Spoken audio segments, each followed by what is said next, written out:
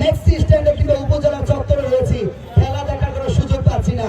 এবং কেনই বা পাবেন, আমাদের যেই পরিসরটা রয়েছে, আমরা প্রত্যাশা করছি প্রশাসন এবং আজকে যারা আমাদের অতিথিবৃন্দ রয়েছেন, আপনারা যদি মতলব নিহস্টন মাঠটাকে, এই মাঠ হচ্ছে মতলবের প্রাণ কেন্দ্র, এটাকে যদি প্রশস্ত করা যায়, আন্তর্জাতিক মানের মতো করা যায়, সেজন্য আমরা আপনাদের অবশ্যই চাইবো এই ব্যাপারে আপনারা একটা পদক্ষেপ গ্রহণ করবেন এবং তরুণ প্রজন্মকে সবসময় মাঠমুখী করবেন। এবং আমি বলতে চাই ডাক্তার সরকার মাহবুব আহমেদ শামীম ভাই দাঁড়িয়ে কিংবা কেউ বসে খেলাটা উপভোগ করছে, শুধুমাত্র মাঠে নয়, পাশের ছাদগুলোতে, ভবনগুলোতে পৌঁছে গেছে আজকের এই মতলব ফুটবল টুর্নামেন্টের মেগা ফাইনাল মাঠনা। ফয়সাল ভাই একেবারে যথার্থ বলেছেন সাফি, একেবারে তিল ছাড়ার কোনো ঠাঁই নেই, মনে হচ্ছে মৌমাছি ছাকের মধ্যে, তখনই কিন্তু দল বেঁধে চলে আসবে। এখানে কচুয়া, হাইমচর, হাজীগঞ্জ, শাহরাস্তি, গরিপুর, আশিকপুর, নারায়ণপুর থেকে শুরু করে মতলব উত্তরের 14টি ইউনিয়ন, এমন কোনো জায়গা নেই যেখান থেকে দর্শক আসেনি। অর্থাৎ এই অঙ্গনটাকে তারা কতটা বেশি ভালোবাসে তারই কিন্তু বহিঃপ্রকাশটা।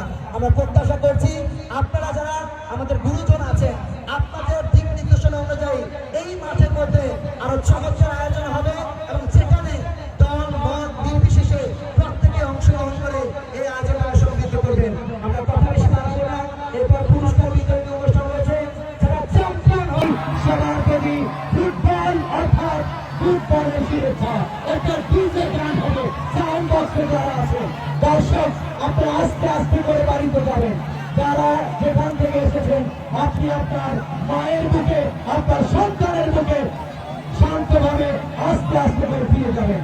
মতলব উপজেলা প্রশাসন, সুযোগ্য নির্বাহী অফিসার মহোদয়, অফিসার ইনচার্জ মতলব দক্ষিণ থানা সালেহ আহমেদ স্যার সহ মতলব উপজেলা ক্রীড়া সংস্থার প্রত্যেকটি মানুষের প্রতি আমাদের অটুট শ্রদ্ধা, সম্মান। মতলবের সাবেক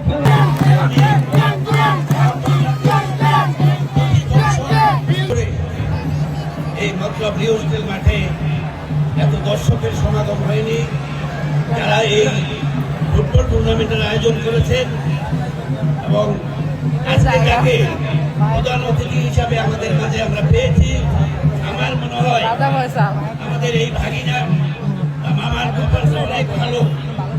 মতলবের বিগত 25 উপস্থিত মঞ্চে যারা আছেন সবাই সম্মানিত ব্যক্তি, আমি সবাইকে সম্মান জানাচ্ছি, আমি অভিনন্দন জানাচ্ছি।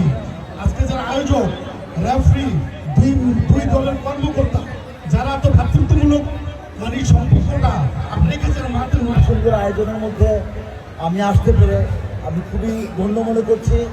ধন্যবাদ দিতে চাই আয়োজকদেরকে। আসলে আমি বিশ্বাসই করতে পারছি না যে মতলবের মধ্যে এত সুন্দর আয়োজন হতে পারে।